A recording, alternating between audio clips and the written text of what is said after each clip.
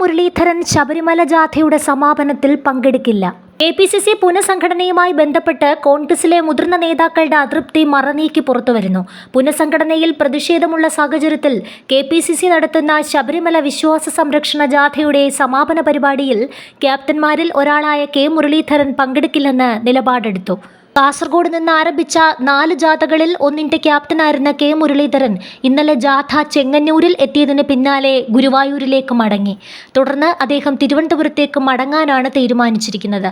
4 ക്യാപ്റ്റന്മാരിൽ ഒരാൾ സമാപനത്തിൽ നിന്ന് വിട്ടുനിൽക്കുന്നത് കോൺഗ്രസിന് വലിയ ക്ഷീണമുണ്ടാക്കുമെന്ന സാഹചര്യത്തിൽ മുരളീധരനെ അനുനയിപ്പിക്കാനുള്ള നീക്കങ്ങൾ കോൺഗ്രസ് നേതൃത്വം സജീവമായി തുടരുകയാണ്.